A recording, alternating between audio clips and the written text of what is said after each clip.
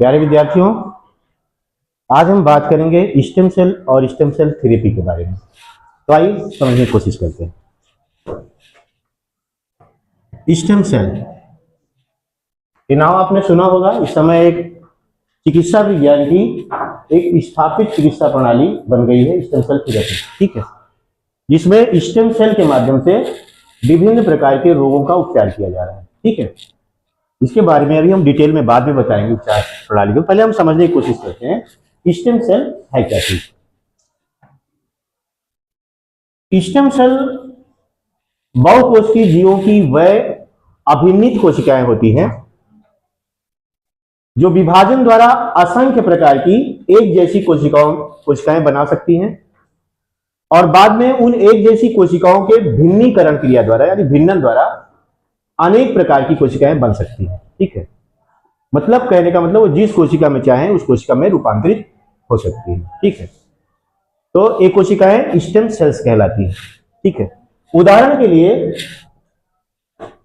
निषेचन के दौरान बना हुआ जाइगोट यानी निषेचन क्रिया होती है और एग जो है फर्टिलाइज हो जाता है, ठीक है। और इससे किसका निर्माण होता है? जाइगोट कोशिका का निर्माण होता है। ये जाइगोट कोशिका एक ऐसी कोशिका होती है जो विभाजित होकर के किसी प्रकार की कोशिका में बदल सकती है। इसी से क्या होता है? बाद में मानव शरीर बनता है। इसमें जो मानव शरीर होता है अनेक प्रकार की कोशिकाओं का समूह होता है। पैनक्रियाज बनाने वाली कोशिकाएं अलग हैं, लीवर बनाने वाली कोशिकाएं अलग हैं, एलिमेंट्री कैनाल में अलग अलग भागों को बनाने वाली कोशिकाएं अलग हैं, ब्रेन को बनाने वाली कोशिकाएं अलग हैं, आंखों को बनाने वाली। कहने का मतलब कि जिस कोशिका में चाहे रूपांतरित हो सकता है। ऐसी कोशिका जो किसी भी कोशिका में रूपांतरित हो सकती है वो क्या कहलाती है? टोटीपोटेंट कहलाती है। यानी किसी कोशिका का टोटीपोटेंसी वह गुण होता है जिसके कारण वो किसी भी कोशिका में बदल सकती है। तो जैसे हमारा जाइगोट जो है ये किसी भी कोशिका में बदल सकता है। क्योंकि शरीर बनाता है, इसी के भिन्नन से क्या होता है? पहले ब्लास्टोसिस्ट बनता है, एम्ब्रियो बनता है, बाद में उसी से फीटस बनता है और शिशु का आकार लेता है ना। एक शिशु जो बनता है उसमें शिशु ऐसी एक कोई थोड़ी एक शरीर पूरी कई संरचनाओं का योग होता है। शरीर जो है आर्गन सिस्टम से मिलकर बनता है और प्रत्येक आर्गन सिस्टम में बहुत सारे आर्गन होते हैं अलग अलग तरह के, ठीक है। तो इस तरह से यह क्या है? टोटीपोटेंट सेल है, ठीक है। तो यानी स्टेम सेल एक तरफ क्या हो सकती है? टोटीपोटेंट हो सकती है, यानी किसी भी कोशिका में रूपांतरित हो सकती है, जैसे जाइगोट हो गया। अब एक जाइगोट लगभग एक हफ्ते बाद, ठीक है, एक हफ्ते से लेकर के 9 हफ्ते के बीच का जो समय होता है वो क्या कहलाता है? उस समय भ्रूणी क्या है? समय भ्रूणी परिवर्तन का समय कहलाता है। यानी इस दौरान क्या होता है? ब्लास्टोसिस्ट का निर्माण होता है। यानी एक हफ्ते बाद ये जो जाइगोट है एक हफ्ते बाद किसमें रूपांतरित हो जाता है? इस ब्लास्टोसिस्ट में बदल जाता है, ठीक है। और ये क्या होती है? इसकी भ्रूणी प्रावस्था होती है। यानी एक हफ्ते से लेकर के 9 हफ्ते के बीच की जो प्रावस्था होती है वो क्या कहलाती है? भ्रूणी प्रावस्था कहलाती है। और इस दौरान देखिए इनर मास ऑफ सेल्स बन रही है इसमें, और इसमें जो कोशिकाएं बन रही है ये भी क्या है? स्टेम सेल है। जो इनर मास ऑफ सेल बना हुआ है इसमें देखिए एम्ब्रियोनिक कंडीशन में जो सेल्स होती हैं इनको एम्ब्रियोनिक स्टेम सेल कहा जाता है। और ये क्या होती है? प्लूरीपोटेंट होती है। ये लगभग 200 प्रकार की कोशिकाओं में बदल सकती है, ठीक है। देखिए can be specialised to be nearly every type, लगभग सभी कोशिकाओं में बदल सकती है। समझ रहे? इनमें ऐसी क्षमता है। जो प्लूरीपोटेंट सेल है प्लूरीपोटेंट है, टोटीपोटेंट किसी भी कोशिका में, ये भी लगभग वही स्थिति है, ठीक है। तो एक हफ्ते से 9 हफ्ते के बीच का जो समय होता है भ्रूणी समय, उसका भ्रूण कहलाता है, ठीक है। भ्रूण का निर्माण होता है और इस दौरान जो स्टेम सेल प्राप्त किए जाते हैं उनको एम्ब्रियोनल स्टेम सेल कहा जाता है, क्योंकि वो एम्ब्रियो से प्राप्त होते हैं, ठीक है। और एम्ब्रियोनल स्टेम सेल को भी किसी भी कोशिका में, क्योंकि इसी भ्रूण के भिन्नीकरण क्रिया द्वारा अलग अलग तरह की कोशिकाएं बनती है। कुछ कोशिकाएं हाथ पैर की कोशिकाओं में बदल जाती है, कुछ लीवर बनाती है, कुछ ना पैनक्रियाज बनाती है, कुछ स्टमक बनाती है ना, कुछ दांत बनाती है, कुछ आंख बनाती है ना, कुछ ब्रेन बनाती है, कुछ जेनाइटल ऑर्गन बनाती है ना। तो इस तरह से अलग अलग प्रकार की कोशिकाओं में बदल सकता है। तो एक तो टोटीपोटेंट हो सकती है, दूसरा प्लूरीपोटेंट भी हो सकती है इस तरह से ना, इस तरह से।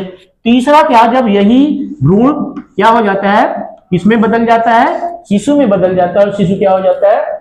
वयस्क बन जाता है बड़ा होकर के, तो इसमें जो स्टेम सेल होती हैं उनमें इतनी ज्यादा क्षमता नहीं होती कि हर प्रकार की कोशिका में बदल सके। ठीक है, वो क्या कर हो सकती हैं, या तो मल्टीपोटेंट हो सकती हैं कुछ कोशिकाएं, और कुछ क्या हो सकती हैं, यूनिपोटेंट हो सकती हैं। यूनिपोटेंट वह कोशिकाएं होती, वह स्टेम सेल है जो केवल एक प्रकार की ही कोशिका में बदल सकती है। जैसे अगर मान लीजिए दांत गिर गया है तो दांत के स्थान पर उनको लगाया तो नया दांत हो जाएगा। आंख की कार्निया में समस्या है तो कार्निया स्टेम सेल रोपित किया है तो कार्निया उगाएगी। ठीक है, तो ऐसी स्टेम सेल कोशिकाएं क्या कहलाती हैं, जो केवल एक कोशिका में, एक खास प्रकार की कोशिका में रूपांतरित हो सकती हैं, उनको कहा जाता है, क्या कहा जाता है, यूनिपोटेंट सेल, स्टेम सेल कहा जाता है। ठीक है, और एक कुछ ऐसी कोशिकाएं जो कई प्रकार की कोशिकाओं में बदल सकती हैं, उनको multipotent, can be specialised to be many type of cell. ठीक है, ये टोटीपोटेंट की तरह प्रत्येक कोशिका में तो नहीं बदल सकती प्लूरीपोटेंट की तरह, लेकिन ये कई प्रकार की कोशिकाओं में बदल सकती है। ठीक है, तो एडल्ट में जो स्टेम सेल होती हैं या तो मल्टीपोटेंट होती हैं या फिर यूनिपोटेंट होती हैं। यूनिपोटेंट मतलब एक खास तरह की कोशिका में बदल सकती हैं, एक खास तरह का आर्गन उत्पन्न कर सकती हैं डिवाइड होकर के। भाई दांत उखड़ गया, लगा दिया डॉक्टर ने स्टेम सेल वहां और दांत उगाया ना। कार्डिया में समस्या है, कार्डिया या कान में बहरापन आ गया है ना, उसको पर्दा बनाना, डेवलप करना है, तो स्टेम सेल लगाएंगे, वो बन जाएगा, वो भाग बन जाएगा। ठीक है, तो इसके द्वारा जो यूनिपोटेंट स्टेम सेल होती है वो एक खास प्रकार की कोशिकाएं बना सकती हैं, मल्टीपोटेंट कई प्रकार की कोशिका बना सकती हैं, प्लूरीपोटेंट लगभग सभी कोशिका बना सकती हैं, और टोटीपोटेंट सभी कोशिकाओं को बनाने की क्षमता रखती हैं। तो कहने का मतलब स्टेम सेल वह होती हैं जो क्या होती है, टोटीपोटेंट होती हैं, प्लूरीपोटेंट होती हैं, मल्टीपोटेंट होती हैं और यूनिपोटेंट, यानी सारी प्रॉपर्टी एक स्टेम सेल में होती है। ठीक है, तो स्टेम सेल को अगर हम डिफाइन करना चाहें तो स्टेम सेल बहुकोशिकीय जीवों की वह अभिन्नित कोशिकाएं होती हैं जो विभाजन द्वारा पहले एक जैसी कोशिकाओं का समूह बनाती है, असंख्य कोशिकाएं बनाती है, और फिर उन असंख्य कोशिकाओं के भिन्नीकरण क्रिया द्वारा अलग अलग प्रकार की कोशिकाएं बनती हैं जो अलग अलग अंगों का निर्माण करती हैं। ठीक है, तो ये है स्टेम सेल के बारे में। ठीक है, तो स्टेम सेल मैं समझता हूं इस पे आपका कॉन्सेप्ट क्लियर हो गया। ठीक है, तो अब देखिए जाइगोट है, फिर ब्लास्टोसिस्ट बना, फिर एडल्ट बना ना। तो स्टेम सेल प्राप्त कहां से की जाती है, ये प्रश्न है। तो स्टेम सेल अपनी प्राप्त होने की स्थिति के अनुसार इनको कहां से प्राप्त किया जा सकता है, ये तीन प्रकार की हो सकती है। ठीक है, adult stem cell, embryonic stem cells और foetal stem cell. Adult stem cells adult के कुछ भागों से प्राप्त की जा सकती है। एडल्ट जैसे मानव है ना, और एक क्या हो सकती है, या तो मल्टीपोटेंट हो सकती है या यूनिपोटेंट। मतलब इनमें बहुत ज्यादा स्कोप नहीं होता कि बहुत कई प्रकार की कोशिकाओं में डिवाइड हो सके, या तो एक खास तरह की कोशिका में डिवाइड हो सके या कुछ और कोशिकाओं में डिवाइड हो सकते हैं। ठीक है, तो ये मल्टीपोटेंट हो सकती है, यूनिपोटेंट। ठीक है, तो जो एडल्ट से प्राप्त की जाती है, एडल्ट के विभिन्न भागों से प्राप्त की जाती है एडल्ट ब्लड से, उनको क्या जाता है, एडल्ट स्टेम सेल। ठीक है, दूसरी क्या होती है, एम्ब्रियोनल स्टेम सेल, जिसको एम्ब्रियो से प्राप्त किया जाता है। एम्ब्रियो हमने बताया वह कौन सी अवस्था है, एक हफ्ता जब भ्रूण मतलब जाइगोट एक हफ्ता का होता है, एक हफ्ते से लेकर के 9 हफ्ते के बीच का जो उसका समय होता है वो क्या कहता है, भ्रूणी समय कहलाता है। उस दौरान जो होता है वो भ्रूण के रूप में होता है, एम्ब्रियो के रूप में होता है। यानी एक हफ्ते से 9 हफ्ते के बीच की जो प्रावस्था है वो भ्रूण प्रावस्था कहलाती है। ठीक है, और जो जैसे वाली ब्लास्टोसिस्ट प्रावस्था, ठीक है क्या, भ्रूणी प्रावस्था है। और इस दौरान इससे जो स्टेम सेल प्राप्त किया जाएगा इसको क्या कहेंगे, एम्ब्रियोनल स्टेम सेल। और इसमें जो क्वालिटी होती क्या होती है, प्लूरीपोटेंट क्वालिटी होती है। ये लगभग सभी प्रकार की कोशिकाओं में बदल सकती है। ठीक है, प्लूरीपोटेंट होती है। ठीक है, जाइगोट क्या, टोटीपोटेंट है, ये सब कोशिका किसी भी कोशिका में बदलने की क्षमता रखता है। इसके बाद क्या है, फीटल एम्ब्रियोनल सेल या फीटल स्टेम सेल है। फीटल क्या है, फीटस वह स्थिति 9 हफ्ते के बाद से लेकर के शिशु के जन्म होने तक की जो अवस्था होती है क्या कहलाती है, फीटल अवस्था कहलाती है। वो फीटस के रूप में रहता है। ठीक है, तो इस दौरान जो स्टेम सेल प्राप्त की जाती है उनको क्या कहा जाता है, फीटल स्टेम सेल। इनमें भी लगभग वही प्रॉपर्टी होती है जो इस भ्रूणी प्रावस्था में होती है। ठीक है, यानी ये भी प्लूरीपोटेंट होती है।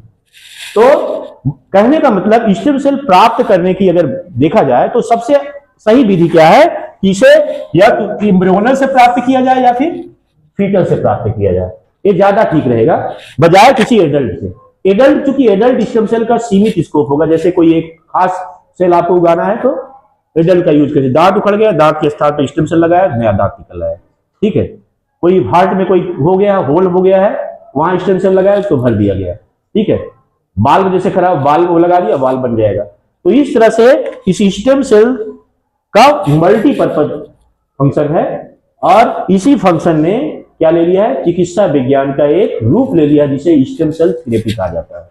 इस स्टेम सेल थेरेपी के द्वारा त्वचा का ट्रांसप्लांटेशन हो सकता है। किसी व्यक्ति की त्वचा अगर जल गई है, कट गई है कुछ है, तो वहां नई त्वचा उगाई जा सकती है। आंखों में कोई समस्या है, कार्निया डैमेज हो गया है, तो इस कार्निया को उगाया जा सकता है। हार्ट में कोई समस्या है, कोई ब्लॉकेज है, कोई वाल्व खराब हो गया है, कोई होल हो गया है, उसको रिपेयर किया जा सकता है, ठीक है। किसी भी कोई आनुवंशिक बीमारी है, ठीक है, बोन मैरो ट्रांसप्लांट करना है, तो वहां भी स्टेम सेल थेरेपी से नई बोन मैरो उगाई जा सकती है ना। प्लाज्मा सेल को इनके द्वारा डेवलप किया जा सकता है। तो कहने का मतलब आज स्टेम सेल थेरेपी चिकित्सा विज्ञान की एक स्थापित चिकित्सा प्रणाली बन गई है, और इसके द्वारा उन बीमारियों का उपयोग मतलब इलाज आसानी से किया जा सकता है जो कि या तो कष्ट साध्य है या लगभग लाइलाज है, जैसे कई आनुवंशिक बीमारियां, ठीक है। हंटिंगटन का रोग है, पार्किंसंस का रोग है, अल्जाइमर है, इन सब में एक चिकित्सा प्रणाली एक बहुत कारगर कह सकते हैं वरदान के रूप में उभर के आई है, ठीक है। तो ये रहा स्टेम सेल थेरेपी और स्टेम सेल के बारे में। मैं समझता हूं मेरे इस लेक्चर ने आपका जो कॉन्सेप्ट है क्लियर कर दिया है। स्टेम सेल के बारे में आप ना स्पष्ट हो गए हैं पूरी तरह से। आपके एग्जाम के पॉइंट ऑफ व्यू से एक टॉपिक बहुत ही महत्वपूर्ण है, पूछा जाता है स्टेम सेल करके 3 नंबर या 2 नंबर में पूछा जाता है। तो अगर ये आता है तो आप इसको ना कॉन्सेप्ट क्लियर है, अब इसको आप अच्छे से लिख सकते हो। तो इन्हीं सब चीजों के साथ, क्योंकि मैंने इस टॉपिक को पूरी तरह से स्पष्ट कर दिया है, तो मैं समझता हूं कि यह लेक्चर मेरा यही समाप्त होना चाहिए। मैं लेक्चर समाप्त करता हूं। धन्यवाद।